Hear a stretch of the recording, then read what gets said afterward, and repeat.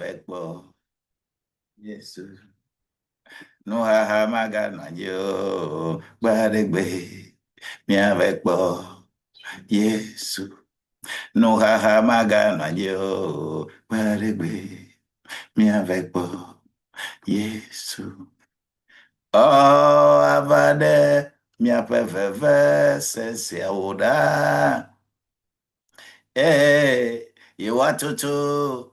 Mi apada. Atiwoda.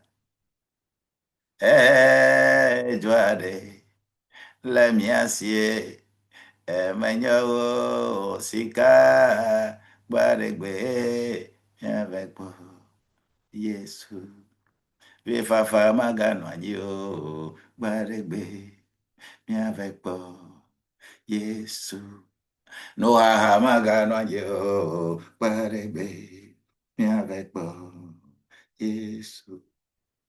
Oh, avade miaƒe vevewo sesiawo ɖaa. Ye woatutu miaƒe aɖatiwo ɖa. Hedzo aɖe le mia si hemenye wo sika gbeɖegbe miave kpɔ Yesu. Soyez bénis, bénis, encore bénis, très, très, très bénis ce matin. La grâce de Dieu est avec nous et ensemble, nous allons partir avec Seigneur, délivre-moi. Seigneur, délivre-moi. Je pense que tu vas écrire ça.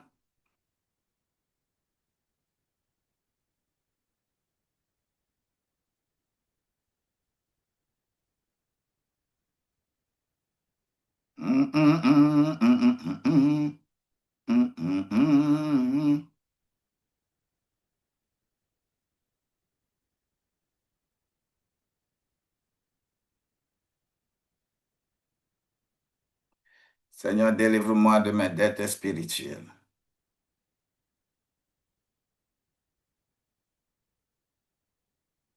You need to pray.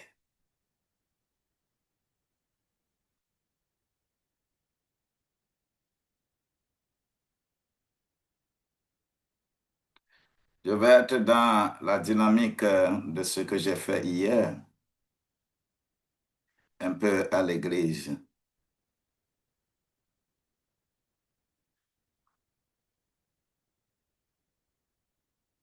Ok, Seigneur, délivre-moi de mes dettes. La semaine-là, je veux entamer une étude très, très, très, très capitale. Nous disons souvent quelque chose. Ne doufele. Atintia atuine atiabagbe. Le monde est déjà équilibré. Et ce que Dieu lui-même, il a déjà établi. Ne cherche pas, par tes raisonnements, à faire autre chose. Aujourd'hui, le 1er juin,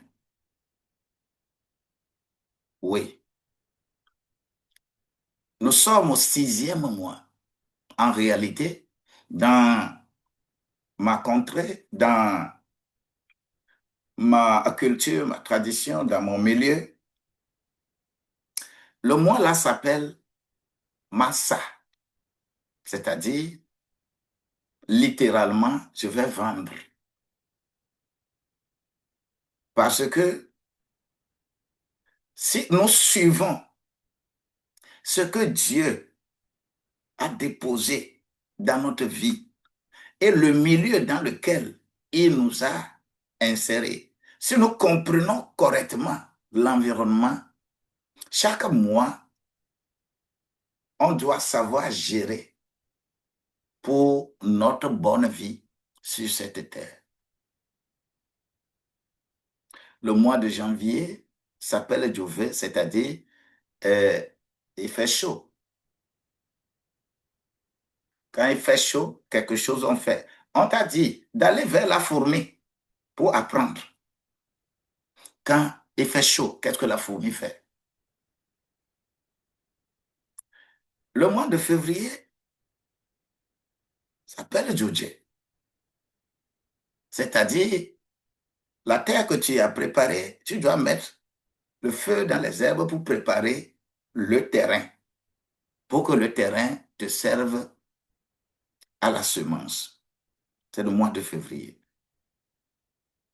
Le mois de mars s'appelle Tedoche, c'est-à-dire le temps de planter igname. C'est le temps des semences. Si tu apprends à l'école de la fourmi, tu sauras.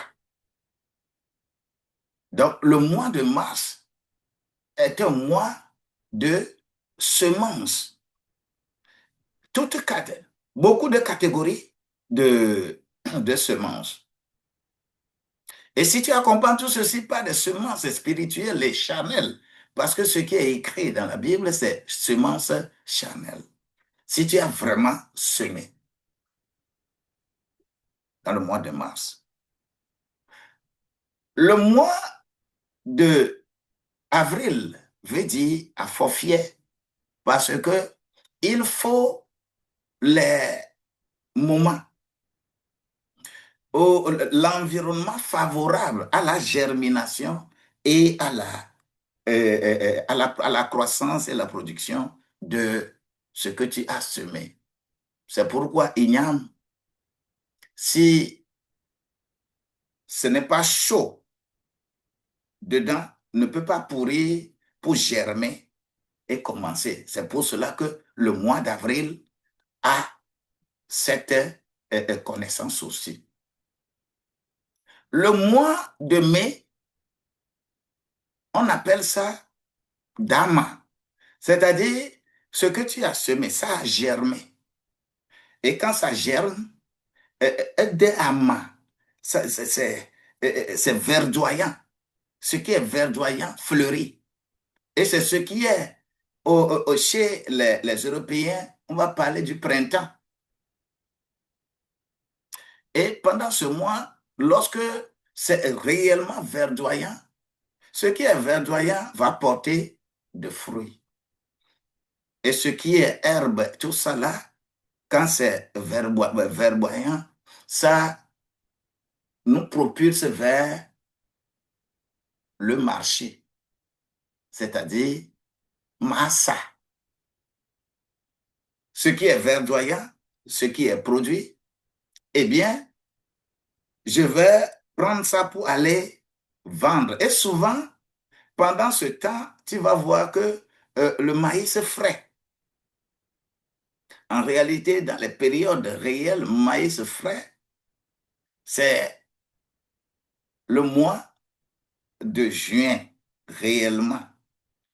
Laissez ce que les Blancs ont amené aujourd'hui des maïs que vous allez faire dans 2 mois, ça produit, et que tu vas récolter, mettre sur le grenier, et ça ne va même pas faire 6 mois, ça sera gâté là.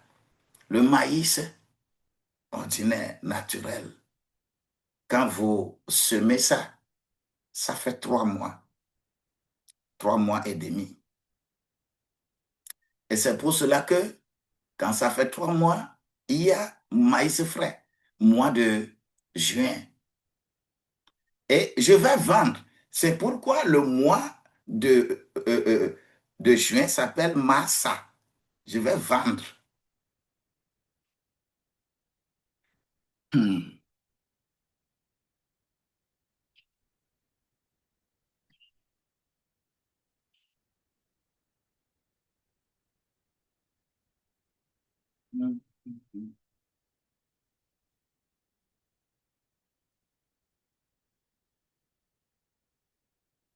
Ah, gloire à Dieu.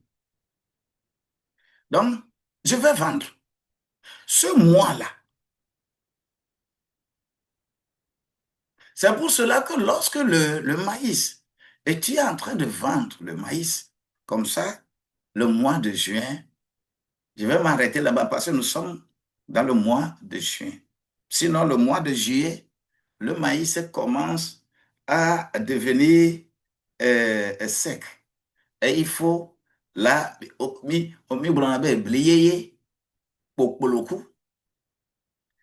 et ça veut dire quoi?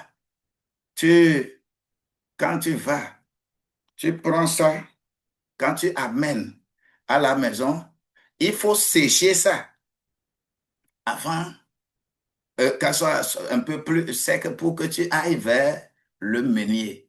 C'est pour cela, alors que pendant ce mois de juillet, il goûte un peu, il s'arrête un peu, il goûte un peu, il s'arrête un peu. Raison pour laquelle c'est Siam, l'homme, Siam, l'homme, Siam, l'homme. C'est-à-dire, nos Sia et Bléa, m'a dit Dieu, ouais, Siam, l'homme. C'est-à-dire, chaque mois, avec ses principes, avec ses connaissances qui sont liées à la chose. Sinon, chez nous, quand on dit le blanc est venu nous déraciner pour que nous ne comprenions pas notre propre culture. C'est un des moyens de détournement de l'Afrique pour que l'Afrique ne soit pas dans sa dynamique de développement, comprenant ses propres réalités. Ce n'est pas une affaire de vaudou, de quoi. Que la grâce de Dieu nous soit multipliée.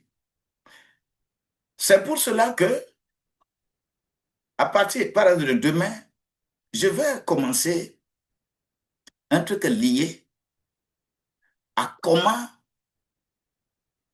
aujourd'hui il y a beaucoup de pasteurs géomanciens, herboristes, tradithérapeutes. Pourquoi? Ça aussi, nous allons, c'est un grand livre que je prépare, ce livre pour racheter beaucoup d'âmes de l'arnaque des faux pasteurs, des faux docteurs, des faux, c'est-à-dire ceux qui sont encore dans les mailles des gens qui utilisent la Bible n'importe comment pour faire autre chose. La Bible a son objectif. La Bible a son objectif. Lorsque tu refuses de comprendre Dieu à travers la Bible, Dieu, lui, il destine les choses pour que quand tu refuses de payer à Dieu, tu vas payer 10 fois au diable. C'est ça. C'est des choses qui se passent dans cette vie. Raison pour laquelle, pour commencer, j'ai besoin de parler des dettes spirituelles. Les dettes spirituelles. Les dettes spirituelles. Et tu vas payer tes dettes. Gloire à Dieu.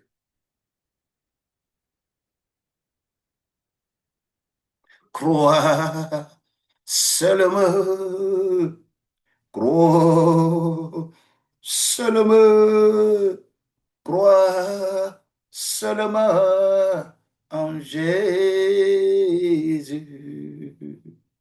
car en lui tout est possible. Crois seulement en Jésus, car en lui tout est possible. Crois seulement en Jésus. Oh, crois seulement. Crois seulement. Crois seulement en Jésus. Oh, car en lui tout est possible.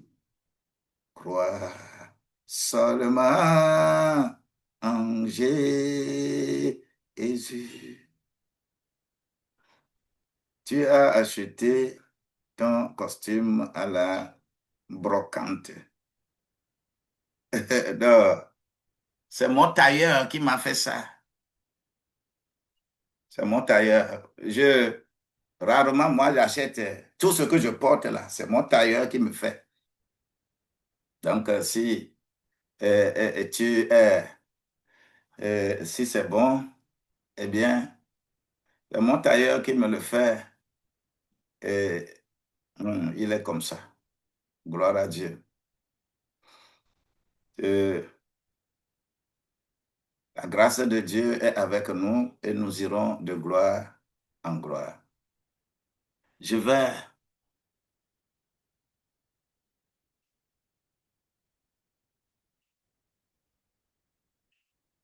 bien qu'il change de métier.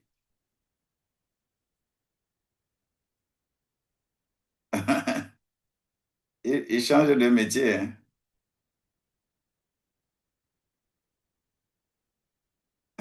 Amen, amen, amen, amen, amen. Gloire à Dieu. J'ai besoin, je ne sais pas comment on fait, mais j'ai besoin de...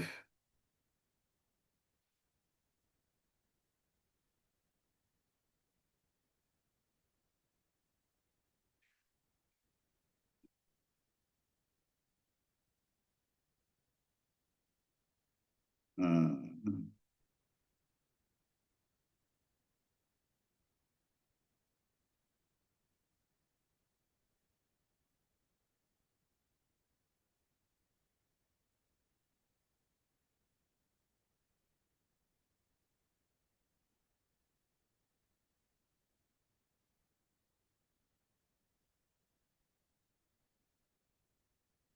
OK.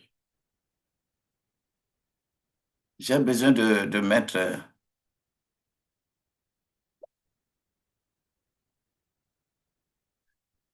c'est ça.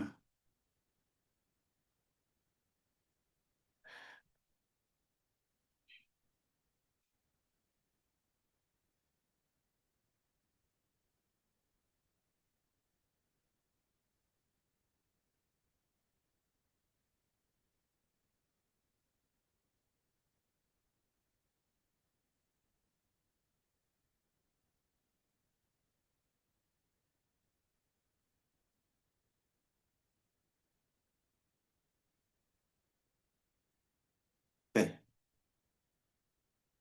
En tout cas, ça ne veut pas... ça ne veut pas faire. Bon, ce n'est pas ma faute.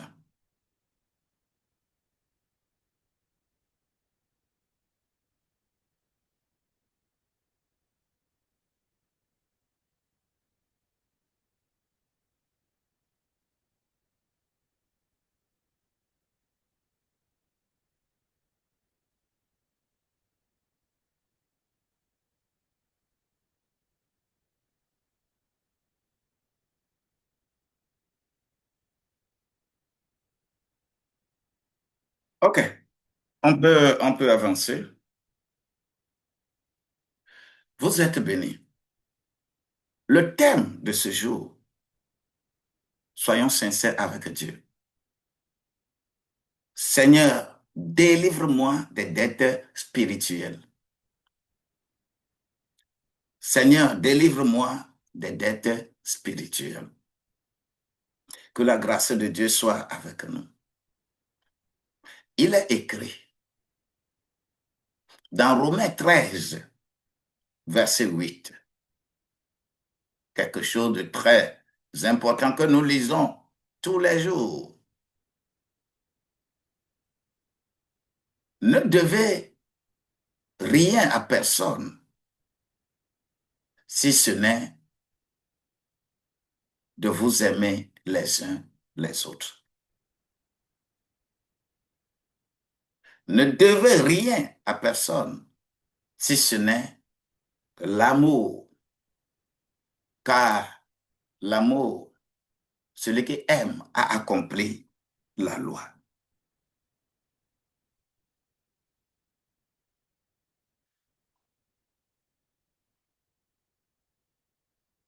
Que la grâce de Dieu. Non, si quelqu'un se moque, il se moque de lui-même. Il n'y a pas de souci. C'est-à-dire, il n'y a pas plus pire malédiction que lorsque tu viens vers un serviteur de Dieu pour se moquer. Il n'y a pas pire malédiction que ça. Si quelqu'un lui-même, il veut, nous, on veut qu'on sorte de ça, et lui, il veut encore en avoir, c'est volontairement qu'il vient dans une maison, la maison de quelqu'un, pour se moquer. On appelle ça euh, agression à domicile. Le droit dit beaucoup de choses là-dessus. Seigneur, délivre-nous et délivre-nous de nos dettes spirituelles. Bien-aimé, je veux te dire quelque chose. Dans la Bible,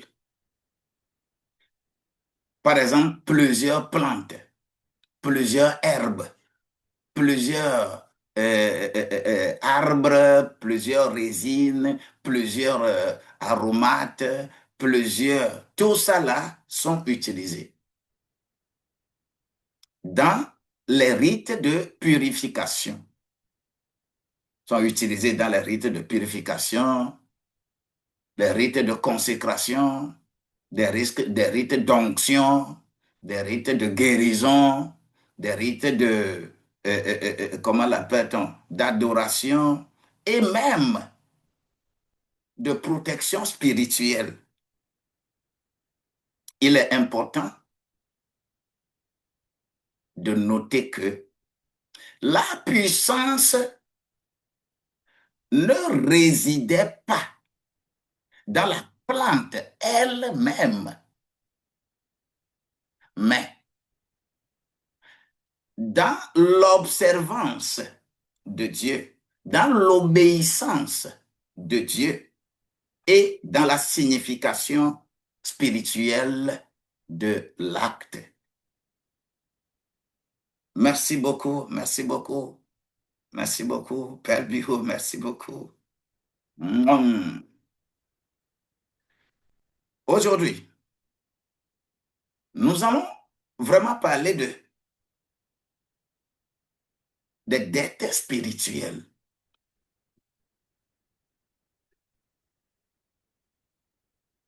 Les dettes spirituelles. Et nous allons analyser notre vie par rapport à cela et par rapport à nos affaires. Si tu ne veux pas payer, si tu ne veux pas libérer conformément à ce que la Bible te demande de faire, oh, il y a plusieurs que Dieu lui-même va aussi laisser pour que tu puisses livrer, tu puisses payer à plusieurs coups. Nous allons travailler ce matin dans Genèse 28, verset 12. Je vais seulement les lister. Dans Somme 24, verset 1. Nous allons travailler dans Proverbe 22, verset 7. Nous allons voir dans Luc 16, verset 10. Nous allons voir dans Malachie 3, verset 10. Nous allons exploiter Matthieu 6, verset 12. À travers ce que nous allons dire, ce 1er juin, cela constitue une très grande étude, le début, c'est-à-dire nous mettre dans le bain pour ce que nous allons faire à partir de demain. C'est pour cela que j'ai parlé de ces plantes, de ces aromates, de ces résines, de ces beaucoup de choses. Dieu a créé toutes choses pour des objectifs spécifiques. Alors, délivre-nous de nos dettes spirituelles. Ce 1er juin, papa, délivre-nous de nos dettes spirituelles. En introduction, je vais dire, lorsque nous parlons de dette, souvent, nous pensons à l'argent. Souvent, lorsqu'on parle de dette, immédiatement, on pense à l'argent. Mais la Bible révèle que l'être humain peut être endetté dans plusieurs domaines.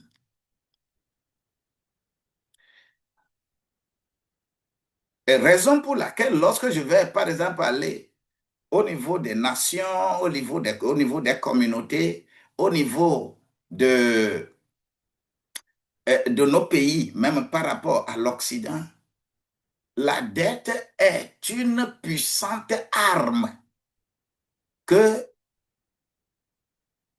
on utilise pour assujettir quelqu'un, pour dominer quelqu'un. La dette est un instrument.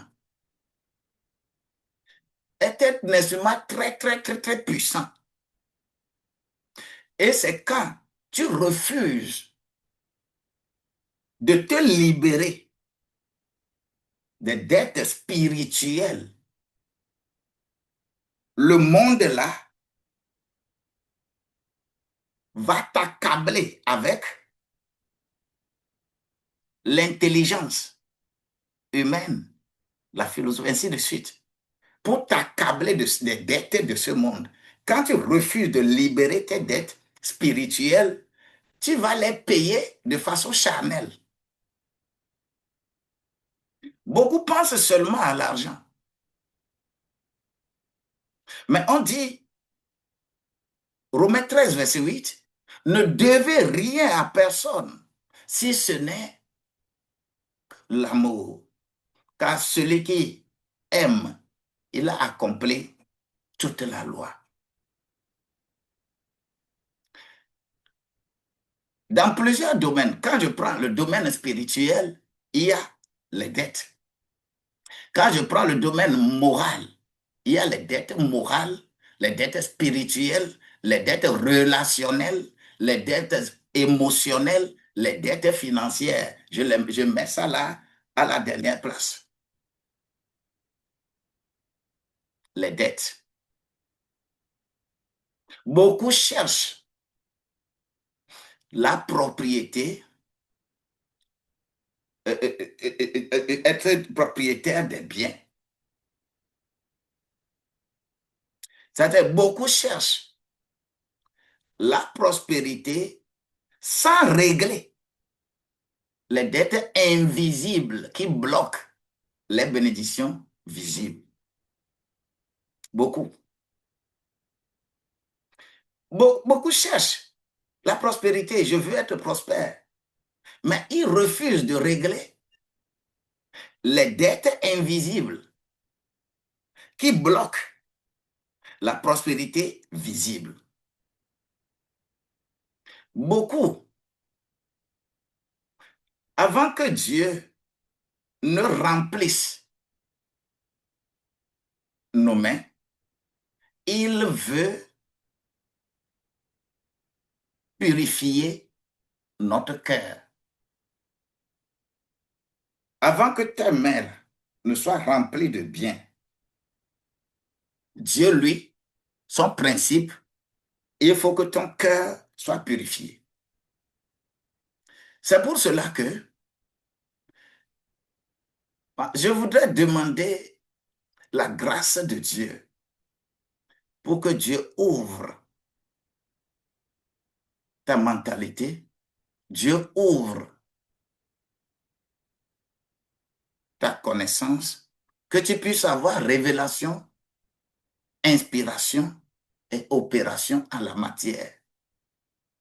Chaque fois qu'un enfant de Dieu dit que je suis enfant de Dieu, je veux entreprendre, je veux être dans quelque chose, et que son projet n'est pas aligné sur ce qu'on appelle révélation, inspiration, opération, tu as des soucis.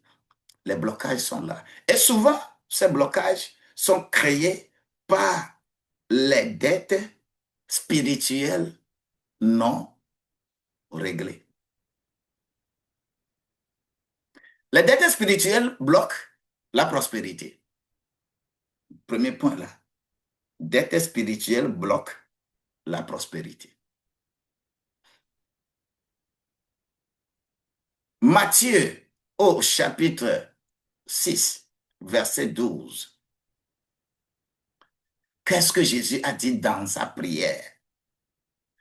Pardonne-nous nos péchés. Pardonne-nous nos offenses et non le péché. Ce n'est pas péché. I'm sorry. Pardonne-nous nos offenses comme nous pardonnons à ceux qui nous ont offensés. Toi, tu ne vois aucune notion de dette là-bas? Hein? Le péché crée une dette devant Dieu.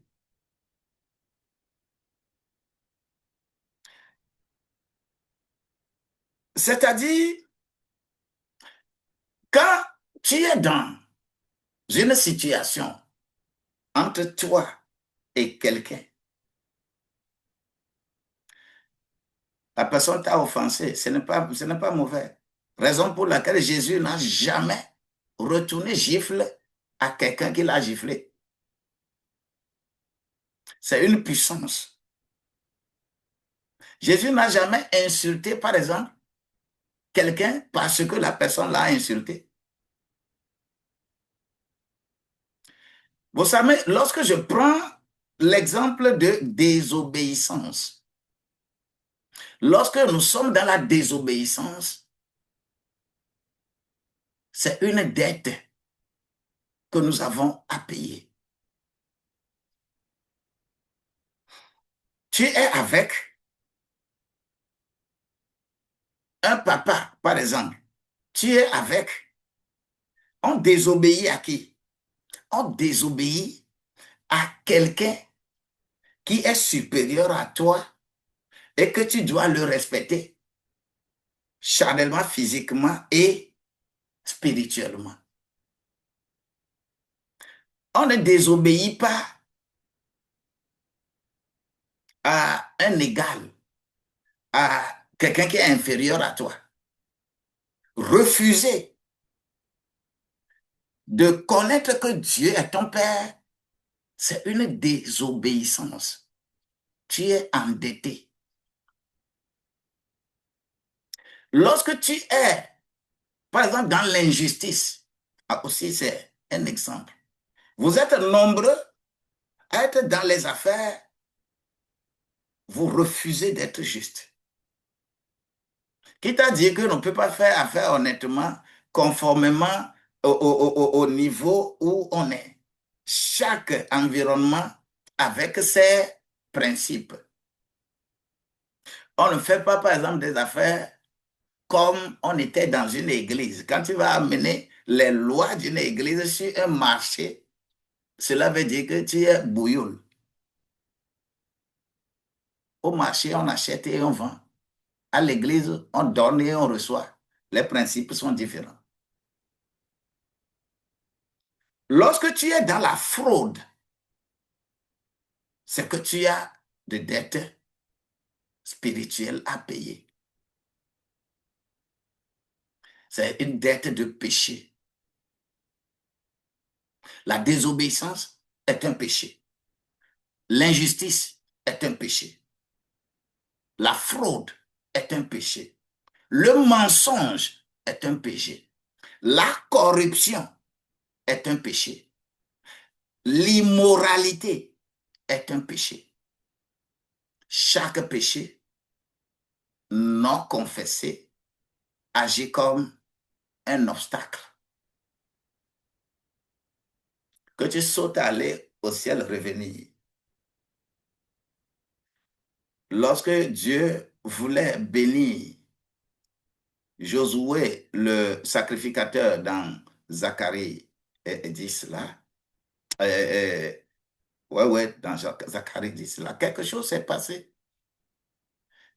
Il y a l'accusateur qui est à côté et qui dit qu'il est en habit sale.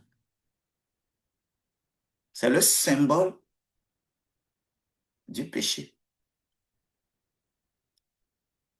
Tu es dans ces choses, mais tu veux prospérer dans cette vie. Tu as une dette spirituelle à pécher, à payer. C'est-à-dire, le péché, si tu ne pardonnes pas, tu ne te laisses pas pardonner, tu as des problèmes. Ça, c'est la dette du péché. Je vais poser une question. Comment Dieu peut-il durablement bénir quelqu'un qui constitue ou bien qui vit dans la désobéissance? Pose toi-même cette question.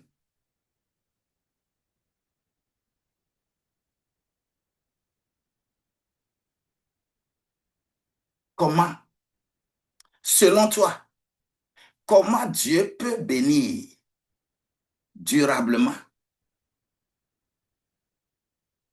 quelqu'un qui construit autour de lui la désobéissance tous les jours? Selon toi, ce Dieu-là est juste. C'est un Dieu d'équité. La dette du péché. Je mets ici la dette du pardon. Pour le deuxième point, je mets là. Là, pour la dette du péché, je mets deuxième point, la dette du pardon. La dette du pardon, c'est quoi?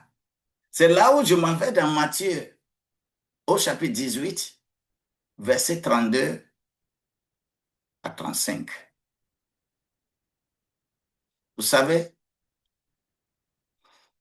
nous disons que lorsque nous prenons par exemple la dîme, c'est pour tout le monde. La dîme, c'est pour la prospérité de tes affaires.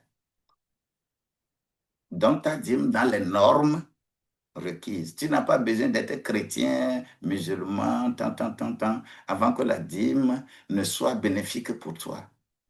C'est Abraham qui a donné la dîme. Ce n'est pas Abraham qui a donné la dîme.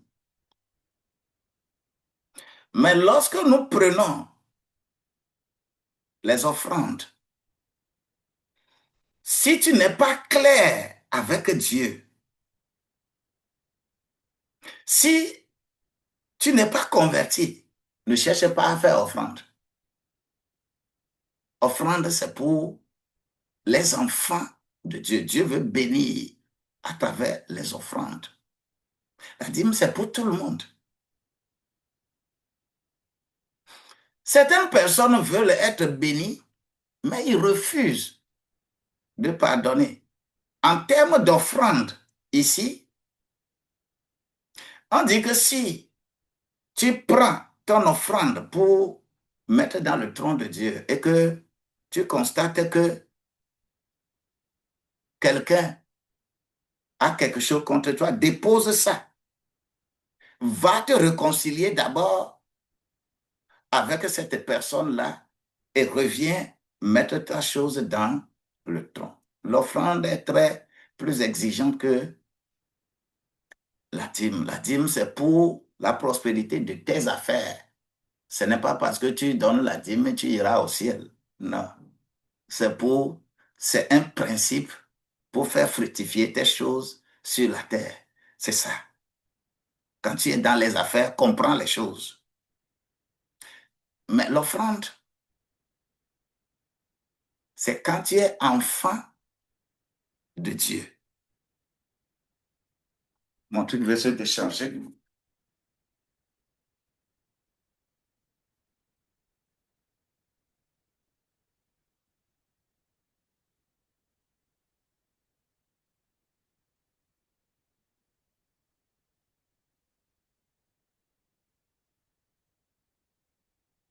Alors, est avec, chaque dette a ses principes. Alors, lorsque certains vont penser que et veulent être bénis, mais refusent de pardonner, or,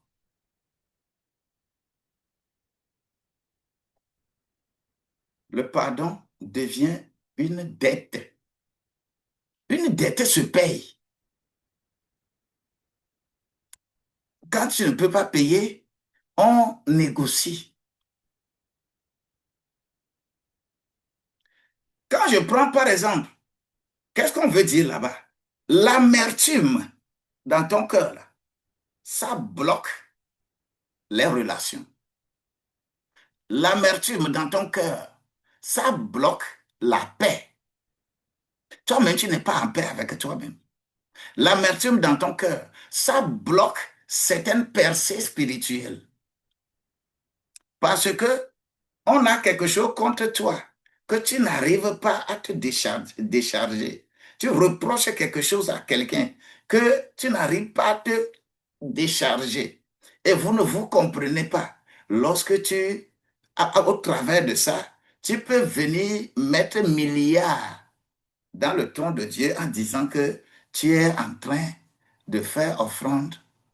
Ça ne produit pas. Tu jettes ton offrande dans un lot de malédiction. Et c'est grave. Le pardon libère celui qui pardonne. Celui à qui tu pardonnes, il n'a aucun problème. Hein? Mais c'est toi qui ne veux pas pardonner. C'est toi qui es bloqué. Pardonne. Même celui qui est pardonné, c'est qu'il est aussi libéré. Mais c'est toi qui es libéré d'abord. Ça, on appelle ça dette du pardon. Je veux maintenant parler de la dette de l'amour. La dette de l'amour, telle que nous le disons dans Romains 13, verset 8, la seule dette que Dieu nous autorise à conserver est celle de l'amour. Ça, on dit pour ça, là, il n'y a pas de négociation. Nous devons alors aimer notre conjoint. Ça commence par là. Nous devons aimer nos enfants. Nous devons aimer nos collaborateurs lorsqu'il s'agit de ton entreprise. Nous devons aimer les clients quand tu es dans ton commerce et autres. Nous devons aimer nos frères et sœurs lorsque nous sommes dans une église. C'est une dette. Mais, sincèrement, l'amour, sa définition dans le monde est différente de la définition biblique. Aimer selon Dieu, c'est apprendre à mourir pour le bien de l'autre. C'est ce qu'on appelle amour dans la Bible. Aimer quelqu'un, c'est apprendre à mourir pour son bien. C'est-à-dire, toi, tu souffres pour que lui, il soit bien. C'est pour cela que lorsqu'on se marie, par exemple, la femme ne vient pas se épouser, comment on appelle ça, un homme. La femme ne vient pas se marier à un homme pour son propre bien. Et tu viens te marier là-bas pour le bien de l'homme. L'homme ne se marie pas pour son propre bien. Il se marie pour le bien de sa femme. C'est, c'est ça l'amour dont la Bible parle. Est-ce que tu es prêt pour mourir à la place de ton conjoint? Est-ce que tu es prêt pour mourir à la place de tes enfants? Est-ce que tu es prêt pour mourir à la place de tes collaborateurs lorsque vous êtes dans un travail? Est-ce que tu es prêt pour mourir à la place des clients? La manière dont tu te bats pour satisfaire les clients. Le client a besoin d'être satisfait. Si tu ne les aimes pas, tu ne vas pas les satisfaire. Si tu aimes tes clients, là, tu ne vas pas faire du faux et leur vendre quelque chose de mauvais. Ça s'appelle des dettes à payer. Et ces dettes-là, on appelle ça dette de l'amour. Est-ce que tu as tout payé? Maintenant, je vais parler de la dette des engagements non honorés. Dette. Les engagements non honorés. N'ouvrez pas votre bouche n'importe comment pour faire des promesses aux gens. Non. Quand tu ouvres la bouche pour faire des promesses, c'est que tu t'es endetté. Lorsque je prends Ecclésiaste au chapitre 5, verset 4,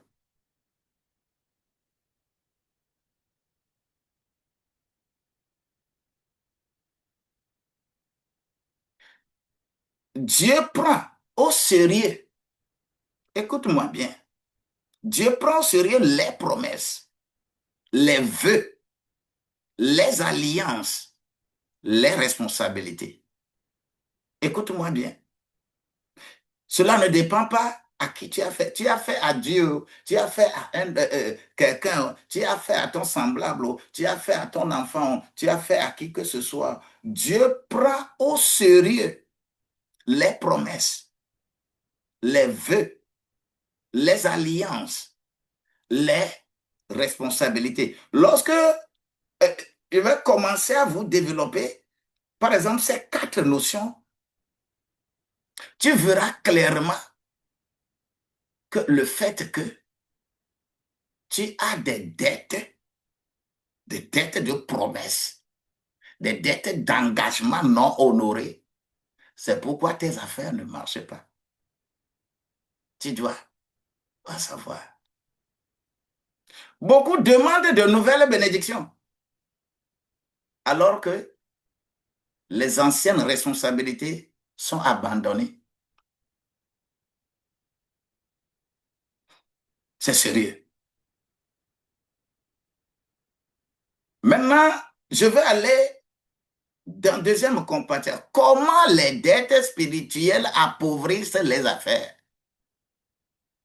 Si on a dit, tout ce que j'ai énuméré comme dette que tu dois payer dans cette vie, c'est-à-dire Dieu est simple, hein? Il faut mettre Dieu dans ses principes. Lui, il a établi des principes qui sont là et qui sont des principes immuables pour que l'être humain vive sur la terre décemment. Mais si toi-même, pas la philosophie, pas tu crées des problèmes, ça c'est un problème. Quand tu veux faire des raisonnements, des développements en se basant sur la loi, enfin, ça c'est un problème. Comment les dettes spirituelles appauvrissent les affaires?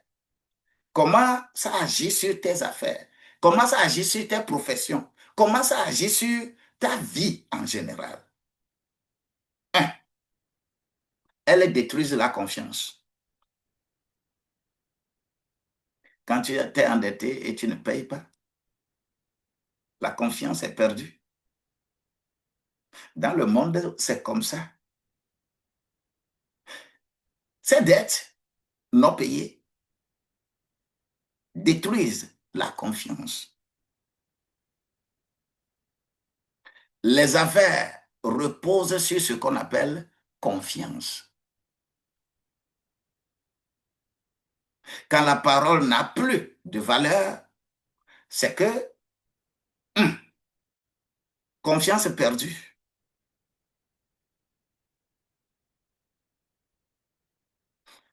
Quand les valeurs ou bien la parole n'a plus de valeur, les partenaires s'éloignent. C'est vrai ou c'est faux? Les clients disparaissent. C'est vrai ou c'est faux? Les opportunités se ferment. C'est vrai ou c'est faux?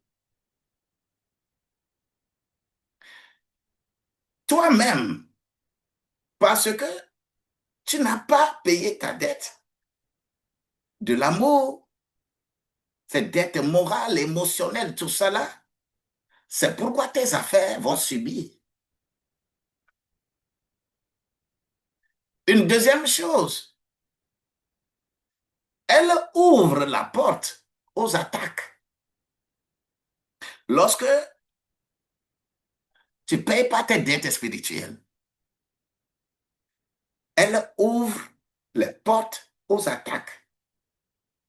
Dans la Bible, les portes ouvertes à l'ennemi sont souvent liées à la désobéissance.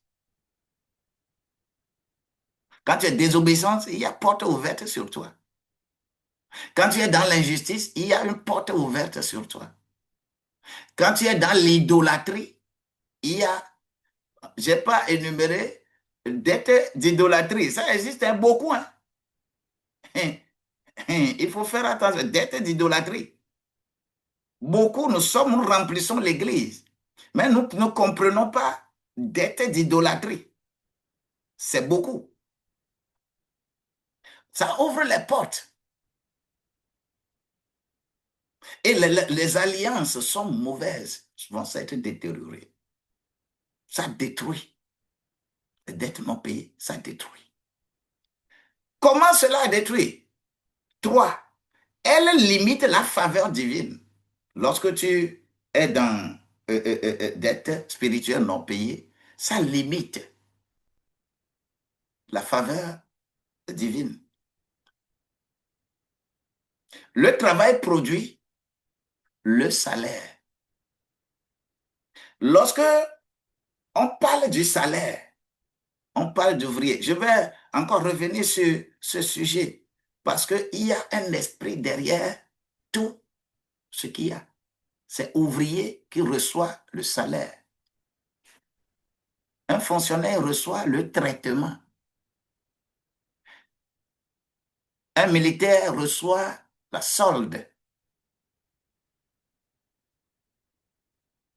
Un directeur reçoit appointement. Un artiste reçoit le cachet.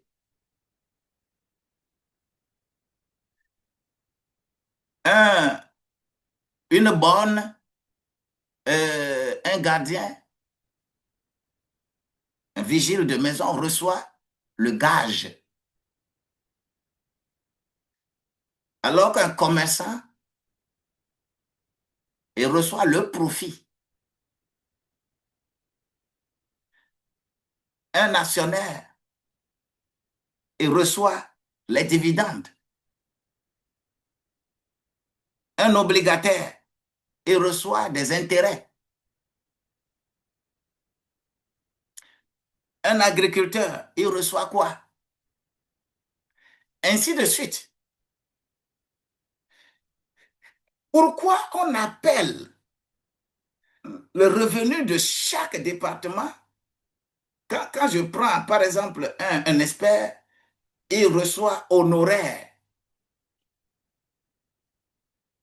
Et tous ces mots, ces appellations ont un esprit derrière.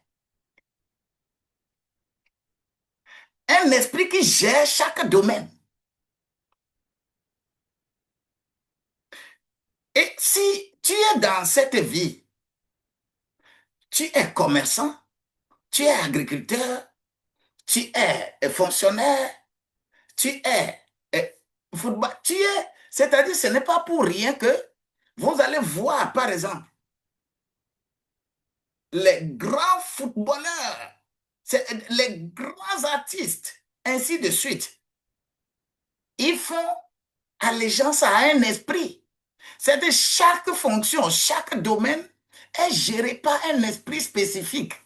Et c'est dans ça là, tu dois respecter les dettes spirituelles avec Dieu pour que les esprits qui gèrent ces domaines-là, que l'esprit de Dieu que tu as, que tu vas dominer dans les secteurs.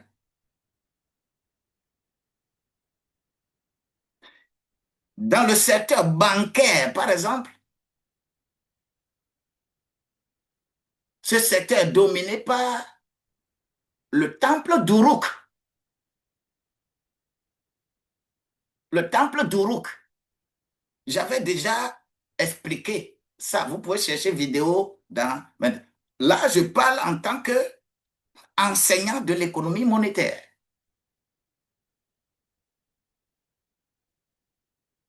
Je ne parle pas en tant que pasteur.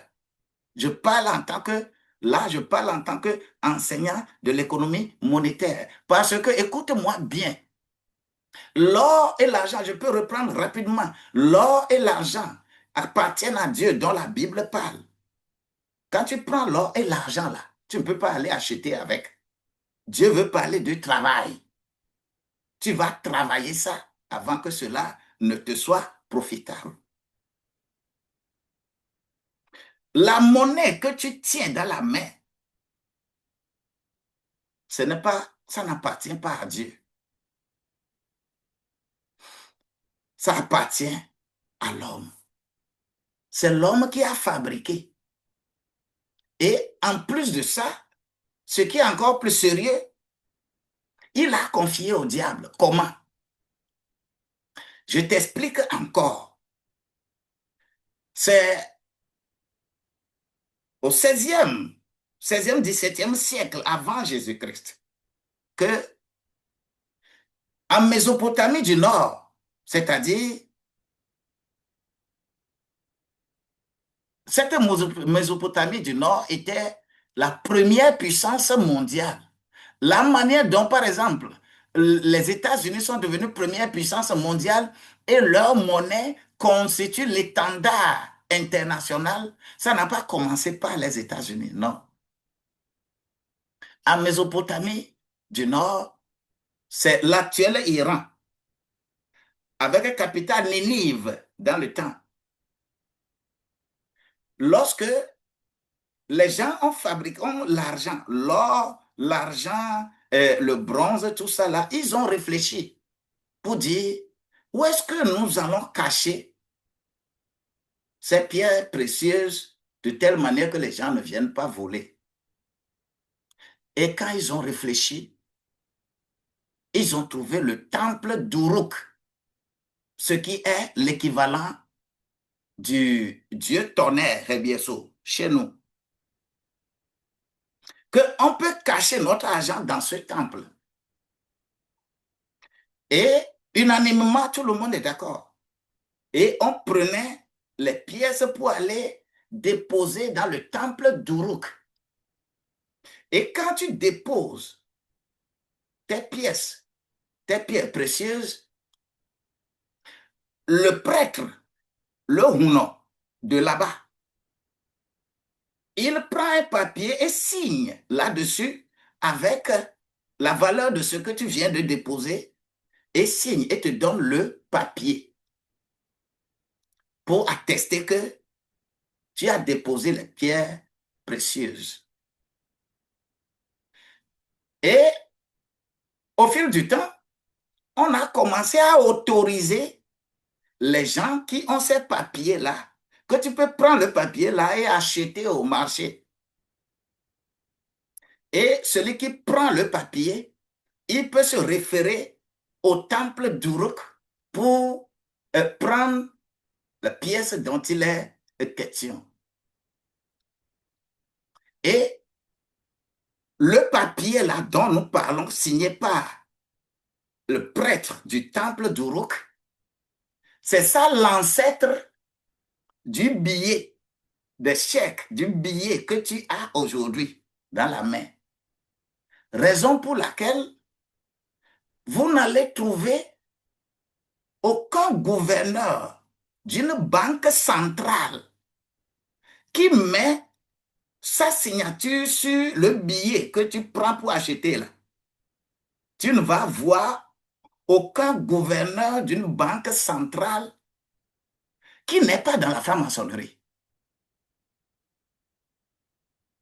Ce n'est pas possible. C'est être fidèle à la notion de banque. Tu peux faire ton doctorat, tu peux être agrégé en économie, tout. Si tu ne te rabaisses pas au principe du temple d'Uruk, qui est l'ancêtre de banque, tu ne peux pas même être premier directeur général d'une banque. Jusqu'à ce qu'on parle du gouverneur qui signe, qui a sa signature. Et ce monde-là respecte tellement ce principe que le capitalisme ne peut qu'être au-dessus de tout système. Quand les capitalistes veulent te détruire, ils sont comme ça, dans la destruction. Là, tu dois savoir que toi, tu dis que tu es enfant de Dieu et tu es dans le secteur bancaire. Si tu n'as pas l'esprit au-delà du temple d'Uruk, l'esprit qui est en bas de ça, là, tu ne vas rien réaliser. Et il faut payer. Il faut payer réellement ce qu'il faut d'être spirituel. Le travail produit le salaire, mais la faveur produit les opportunités. Joseph, il avait la faveur. Daniel avait la faveur.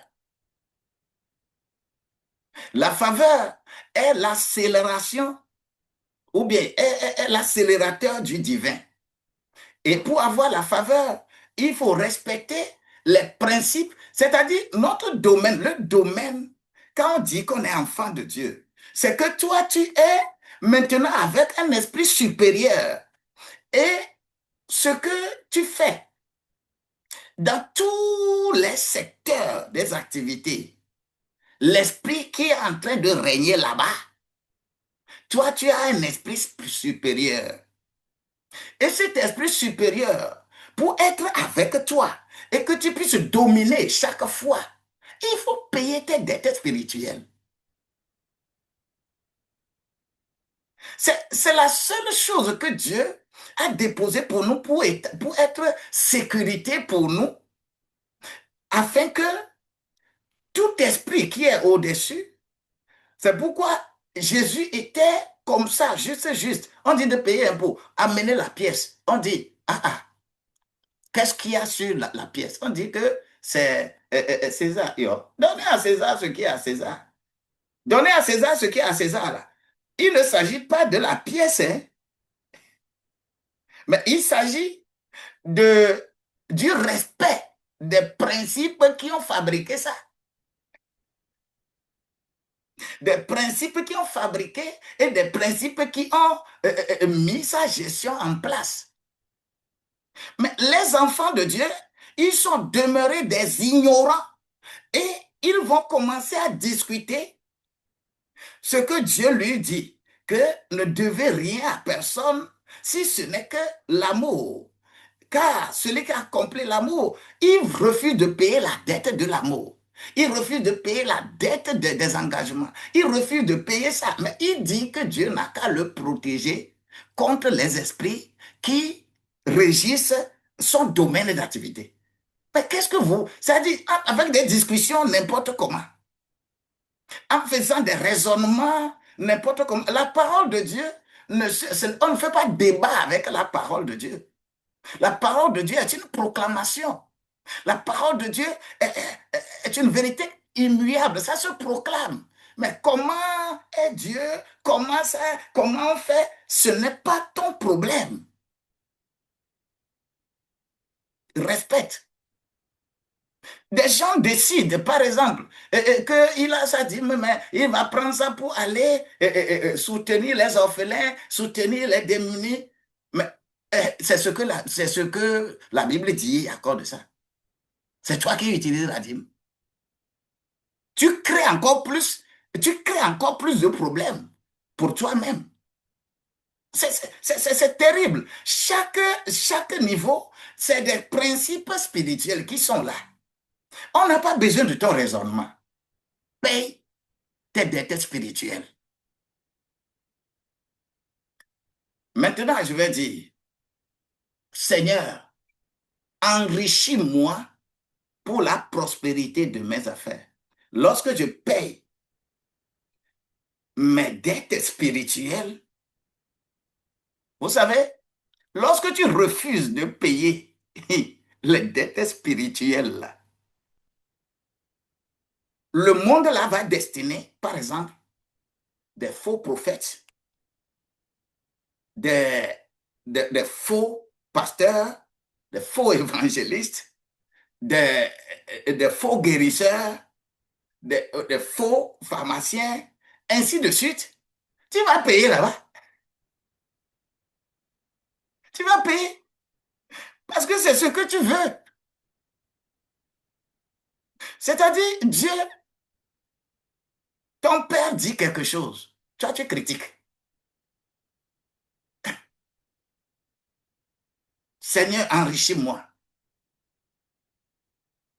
Enrichis-moi.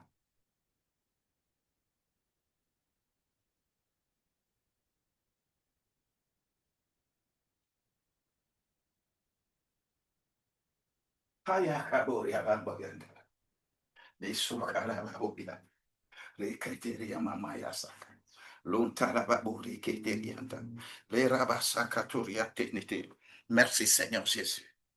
Merci Seigneur. Merci Seigneur. J'ai besoin de prier. Quand tu gardes ta propre destruction avec toi-même dans ton cœur, ne viens pas accuser quelqu'un. Dieu est la source de toute richesse. Mais avant que Dieu ne te donne la richesse, Dieu a besoin de voir si tu n'as pas une dette spirituelle non payée. C'est comme ça, hein? Dieu est la source de toute richesse. Quand tu prends Deutéronome 8, verset 18, souviens-toi de l'Éternel, ton Dieu, car c'est lui qui te donnera de la force pour les acquérir. Souviens-toi. Souviens-toi de l'Éternel, ton Dieu. Il te donnera la force d'acquérir tout ce que tu veux. Dieu est la source de toute richesse. La richesse la richesse en réalité commence par une idée. La richesse commence par une compétence. La richesse commence par une opportunité. La richesse commence par une relation. La richesse commence par une faveur. La richesse. Elle commence par une idée. Elle commence par une compétence. Elle commence par une opportunité. Elle commence par une relation. Et elle commence par une faveur. Alors que pour que toute cette porte soit ouverte, c'est que tu te libères de tes dettes spirituelles. Raison pour laquelle on ne vient pas chercher de l'argent à l'église. L'église est là, tu viens à l'église. On doit susciter ta personne à avoir des idées de création d'entreprise, idées du travail. C'est ce que l'Église est appelée à faire. Hein. L'Église, dans ma Bible, là, l'Église n'est pas un lieu où il faut aller chamailler, chamailler, chanter, danser. Non, non, non. Le mot Église, c'est son sens. On va dans une église pour apprendre à adorer. Et lorsqu'on sort de l'église, on va dans son lieu de travail. C'est là où on adore. Dans ta fonction, dans ce que tu fais pour manger là. C'est ça, puisque c'est Genèse au chapitre 2, verset 15. La première adoration que Dieu a installée sur la terre, c'est le travail. C'est pourquoi Dieu n'appelle pas les paresseux. Dieu n'appelle pas un chômeur. J'ai jamais vu quelqu'un dans la Bible, il est chômeur et Dieu l'a appelé. Chacun a sa fonction. Ce que nous faisons aujourd'hui en faisant de n'importe quoi, oh Dieu m'a appelé et on devient des escrocs là. Non. Tu vas travailler pour manger. Tu vas travailler pour manger. La première adoration que Dieu a créée sur la terre, c'est le travail. Et la première entreprise que Dieu a créée sur la terre, c'est la famille. Et la famille doit fonctionner.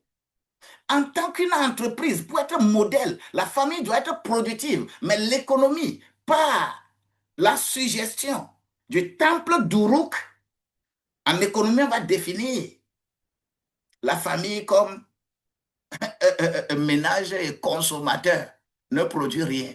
Alors que tous ceux qui s'en vont faire prospérer l'entreprise, ils viennent de famille. Ils ont leurs compétences, leur éducation dans la famille. La famille est la première entreprise. Si votre famille ne peut pas fonctionner en tant qu'une entreprise prospère, une entreprise qui soit réellement entreprise, ne pensez pas que vous êtes enfant de Dieu.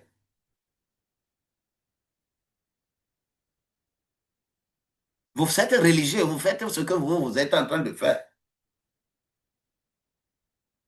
Toutes ces choses viennent de Dieu.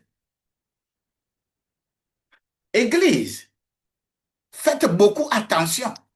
Raison pour laquelle, par exemple, vous allez trouver ces ouvrages. Quand je prends entreprendre en famille, l'entreprise, la famille est la première entreprise créée par Dieu.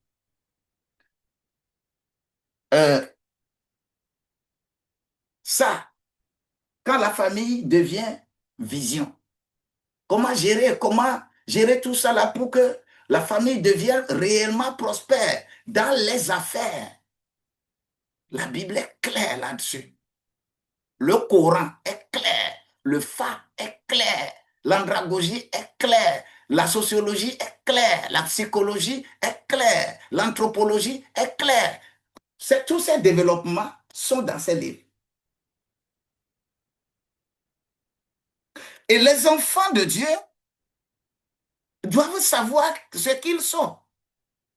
Quand tu es avec l'esprit supérieur, tous les esprits qui régentent tous les domaines d'activité, c'est pourquoi on a dit que tu vas être la tête, tu ne vas pas être la queue.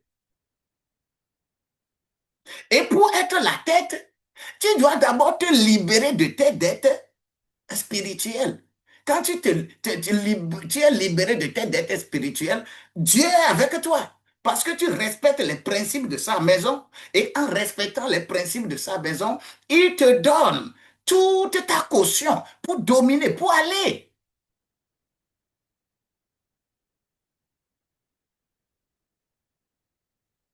Merci beaucoup. Que la grâce de Dieu te soit multipliée, belle bio. Je voudrais te dire encore, en deuxième point, que Dieu enrichit ceux qui gèrent fidèlement. Lorsque tu es là, tu gères fidèlement, Dieu va t'enrichir. Dis-moi Amen. Il est écrit dans Luc, au chapitre 16, verset 10. Celui qui est fidèle en peu de choses, Dieu va lui confier de grandes choses. Aussi, dans ces grandes choses-là, la prospérité exige encore quelque chose. Qu'est-ce que la prospérité exige? La prospérité exige la discipline. Lorsque Dieu veut t'enrichir, tu t'es libéré des dettes spirituelles et Dieu veut t'enrichir. Dieu n'enrichit pas celui qui est indiscipliné. La prospérité exige la discipline. La prospérité, et cette discipline ne se symbolise par budget. Si tu es discipliné dans la gestion de l'argent, tu seras discipliné en toutes choses. La discipline, le budget, l'épargne, l'investissement, l'intégrité. Ce sont les choses sur lesquelles Dieu va se baser pour te mettre à la tête. Ce n'est pas lorsque tu parles bien en langue, tu prophétises bien. Que, non, non, non, non, non, non, c'est ta vie dont il est question. Faisons beaucoup attention. Devenons des enfants de Dieu avec des disciplines appropriées en tant qu'enfants de Dieu. Et Dieu enrichit. La troisième chose, Dieu enrichit pour que nous devenions une bénédiction. Quand Dieu enrichit, il t'enrichit pour que tu deviennes une bénédiction, une source de bénédiction. Abraham, là, quand il était Abraham, on lui a dit que tu vas devenir source de bénédiction. Lorsqu'il est devenu Abraham, effectivement, parce que Dieu l'avait d'abord béni matériellement avant de le bénir spirituellement. Genèse au chapitre 12, verset 2. La prospérité biblique n'est pas seulement posséder, accumuler, consommer. Quelqu'un qui est prospère, cela ne veut pas dire il va posséder les choses, les accumuler et les consommer. Non.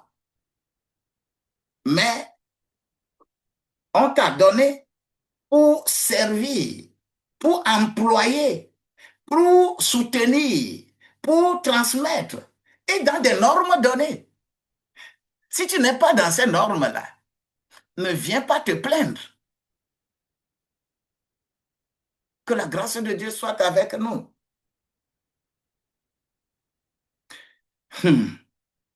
Alors, je voudrais qu'ensemble, on parle de ces quelques 4 prières de la restauration financière.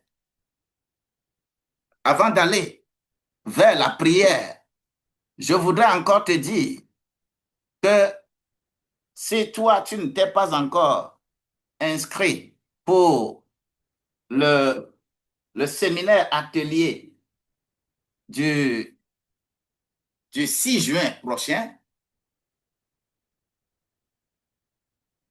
séminaire atelier du 6 juin prochain, si tu veux, je t'invite à participer. Inbox-moi. Si toi, tu n'as pas encore reçu l'invitation, inbox-moi, je vais t'envoyer l'invitation, la puissance de la résurrection et le leadership résurrectionnel. Dieu ne fait jamais les choses au hasard. Tu as besoin de comprendre ta propre vie dans toutes les périodes et dans tous les secteurs pour être prospère. Le leadership résurrectionnel. La base de ce séminaire atelier, ce sont ces deux ouvrages. Mais plein d'ouvrages, puisqu'il y a des gens qui, après tout, ils m'inboxent que je veux les deux livres. Alors que chaque fois, je présente deux livres. Quand je présente ces deux livres, je peux présenter également ces deux livres. Je peux également présenter ces deux livres. Plus une dizaine. Il y en a peu. Et on écrit toujours. Donc, précisez que la grâce de Dieu nous soit multipliée. 4 prières de la restauration financière. La première prière, je voudrais te dire que tu cries à Dieu, Seigneur, relève-moi de toutes mes dettes cachées. Pour me relever dedans, il faut que tu me les révèles. On les appelle des dettes cachées. Papa, révèle-moi mes dettes cachées. Tes affaires ne marchent pas. Les choses ne marchent pas. Ce n'est pas en allant vers un prophète, en allant vers un apôtre, un pasteur, pour qu'il voie. Non. Quand tu pries là, on va te révéler ce qui est en train de te bloquer. Mais si tu te promènes de puissamment un en puissamment un, on va t'escroquer. C'est pour cela que dans l'ignorance, on va t'escroquer. Ils sont nombreux. C'est pourquoi ils sont très nombreux aujourd'hui. Raison pour laquelle je vais entamer une grande étude demain, dans ce sens-là. C'est pourquoi je suis en train de faire ceci ce matin, pour que demain, ça ouvre l'environnement, votre mentalité, pour savoir à quel point le monde-là est rempli de faux prophètes, de faux docteurs, de faux enseignants dans tous les domaines. Est-ce que vous connaissez par exemple le slogan des pharmacies et des hôpitaux des médecins? Le slogan, c'est un patient guéri est un client perdu. Un patient guéri est un client perdu. C'est-à-dire, tu refuses de payer des dettes, tes dettes spirituelles. C'est-à-dire, on va amener, Dieu, il permet qu'une petite chose vienne dans ta vie et que tu vas utiliser tout ton argent avec eux. Imagine la femme qui a été atteinte de perte de sang pendant 12 ans, dans cette ignorance. Tout simplement, elle rencontre, elle dit, perte de sang est finie. C'est-à-dire, on va vous dépouiller. Il faut faire attention. C'est-à-dire, le monde même destine tous les instruments là où tu refuses de payer tes dettes spirituelles, tu vas payer 1000 fois. Et c'est quand tu es finalement dépouillé qu'on verra le reste. Déclare à Dieu, Seigneur, révèle-moi mes dettes spirituelles. Ça, c'est la première prière. La deuxième prière, je voudrais te demander, Seigneur, pardonne-moi mes fautes, pardonne-moi mes offenses, pardonne-moi mes fautes, tout ce que j'ai fait comme faute, toute porte ouverte à l'ennemi. Pardonne-moi. Quand tu me pardonnes, les portes qui sont ouvertes à l'ennemi pour m'exploiter, là, les portes seront fermées. Seigneur, pardonne-moi mes fautes.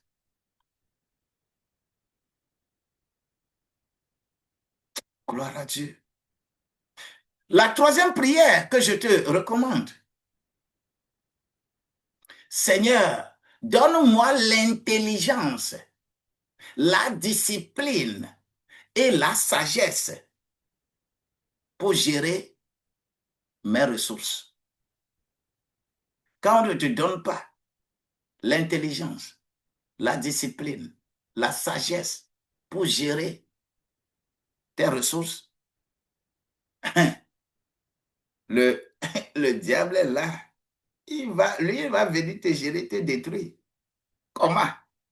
Respecte les principes de dette spirituelle. C'est pour ton bien. Ne commence pas à faire des raisonnements. Des gens qui ils sont sur la toile. Lorsque je prends, vous imaginez, il y a un paradoxe. Hein?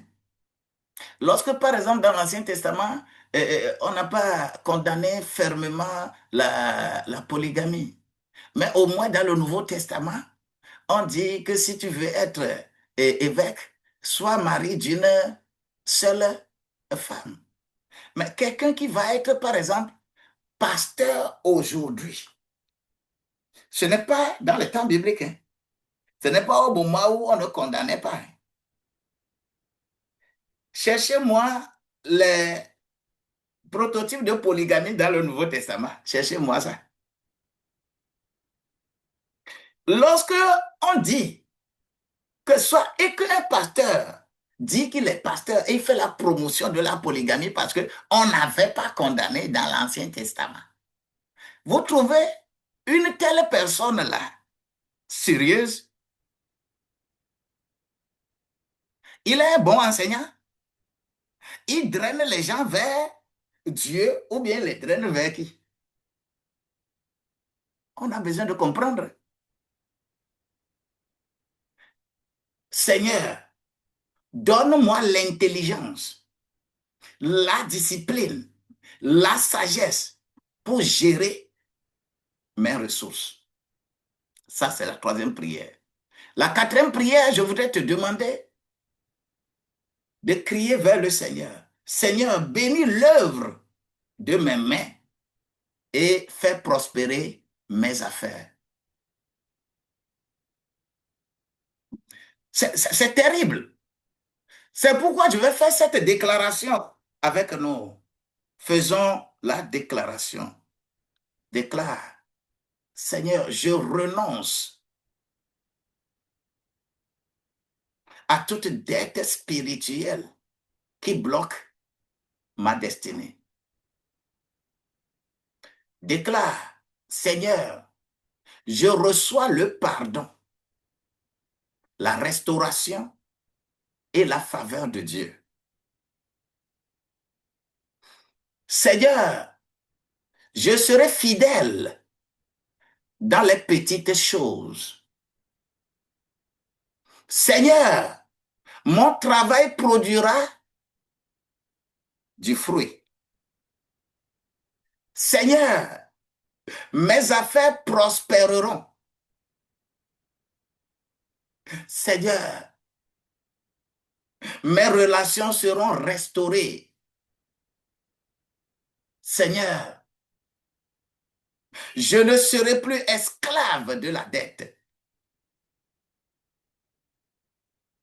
Seigneur, je reviendrai et je deviendrai une source de bénédiction pour ma famille, pour mon église, pour ma nation. Seigneur, j'ai proclamé tout ceci au nom de Jésus-Christ. Est-ce que tu peux dire Amen? C'est pourquoi je conclus en disant que Dieu ne veut pas seulement nous sortir de la pauvreté, mais il veut nous sortir de tout ce qui nourrit la pauvreté en nous. Lorsque les dettes spirituelles sont réglées, les portes de la faveur sont ouvertes et les portes de la faveur s'ouvriront. Je prie que ces portes de la faveur s'ouvrent devant toi parce que tu auras compris ce que Dieu veut exactement de toi. Dieu ne veut pas autre chose que tu payes tes dettes spirituelles. Ne cherche pas des alibis, ne cherche pas des raisonnements, ne cherche pas des raisonnements terrestres. Le diable est à l'œuvre et il va vous drainer dans n'importe quoi pour ne pas honorer vos engagements, honorer ces choses. C'est si simple. Alors, ce live d'aujourd'hui ouvre la vanne pour l'objectif réel de tout ce que les gens utilisent aujourd'hui pour arnaquer. Il y a des spécialistes. C'est pourquoi je dis souvent, si tu es pasteur, tu es évangéliste, dis que tu es pasteur, tu es évangéliste, tu es docteur, tu es apôtre. Mais dis que tu es tout ça là et tu es encore guérisseur, c'est incompatible. Et que tu vas utiliser les choses pour avoir l'argent. C'est Dieu qui t'a donné le don de connaître les herbes et autres. Utilise ça en tant qu'herboriste. Ne dis pas que tu es pasteur. Ne dis pas que tu es prophète. Ne dis pas que tu es quand. Non, non, non, non, non, non, non. Il y a différence entre les deux. Vous voyez? Celui qui est, par exemple, un tradithérapeute qui, comment l'appelle-t-on? Qui utilise les plantes pour guérir les gens. Dans la hiérarchie de la loi de Dieu, il est au premier degré. C'est-à-dire, on l'appelle un manager de crise. Mais le deuxième degré, c'est manager paternaliste. C'est les philosophes, les idéologies, les écrivains qui sont là-bas. Le troisième degré, c'est les managers organisateurs.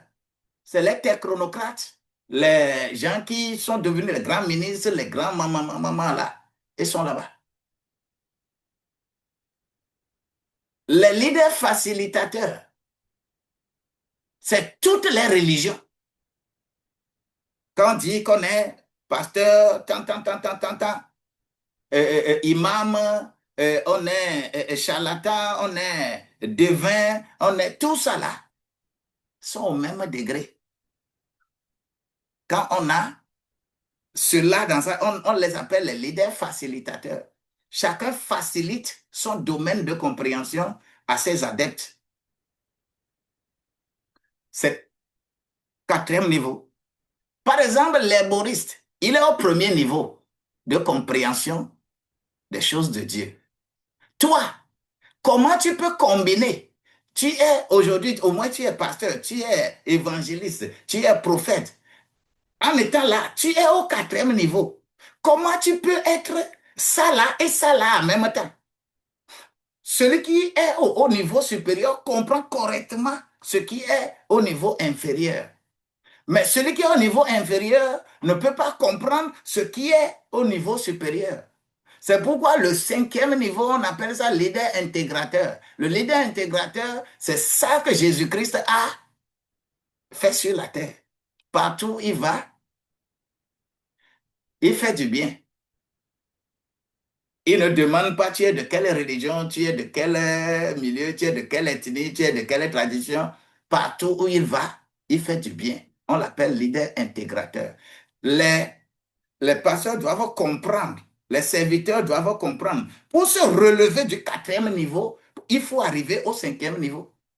Raison pour laquelle, lorsqu'on est attaché à Dieu, on est le premier à œuvrer pour la cohésion sociale.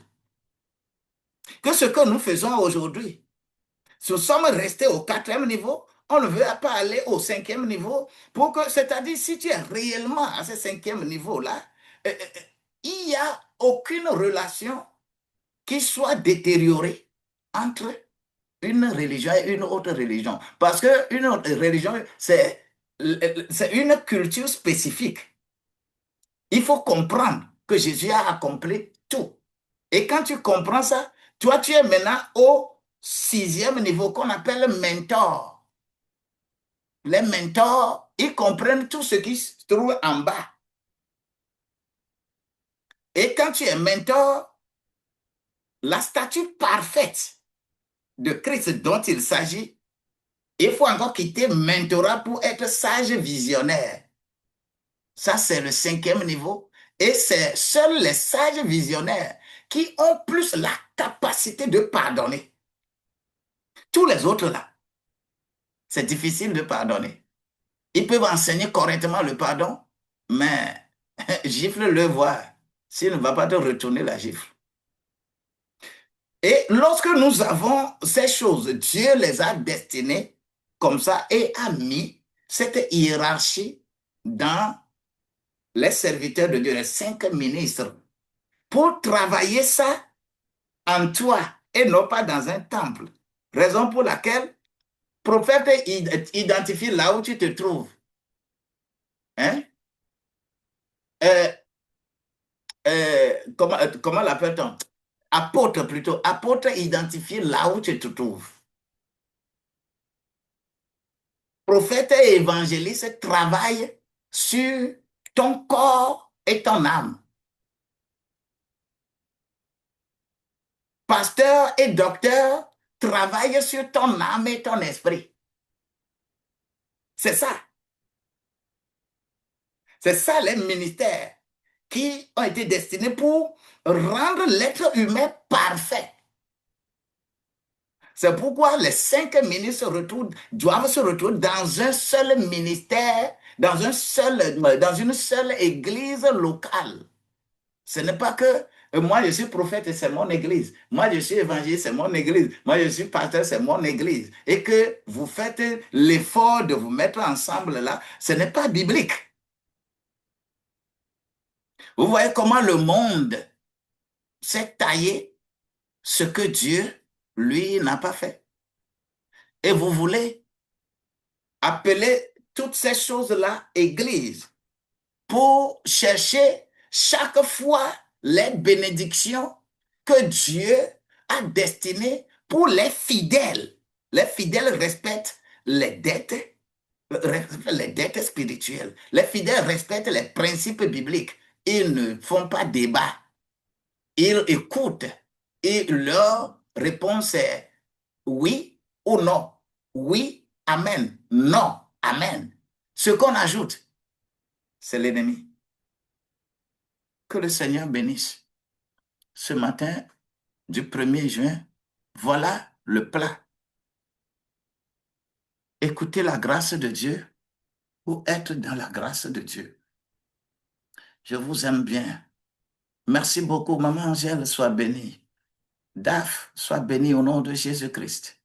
Ouais, Zizou, Afro, Côte, sois béni.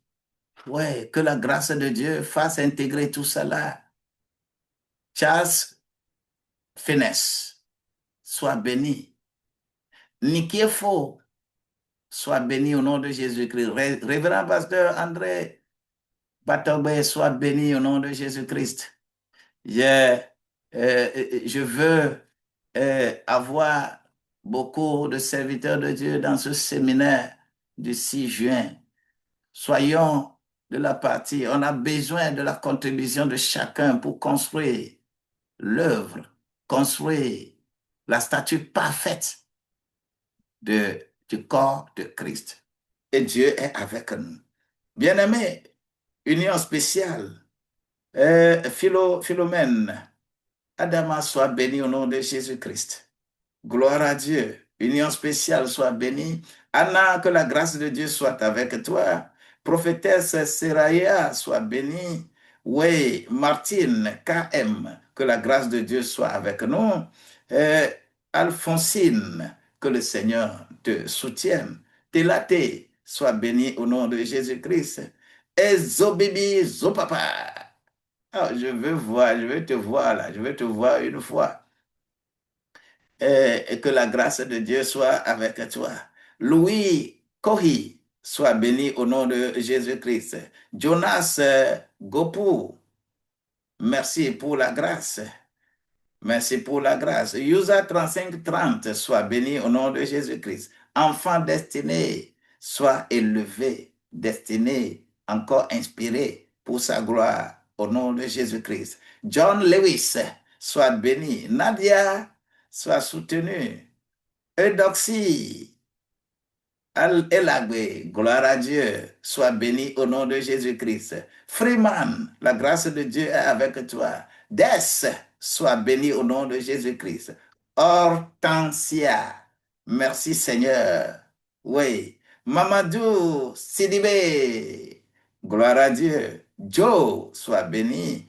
Kalulo, Kabulo, Feli, sois béni au nom de Jésus-Christ.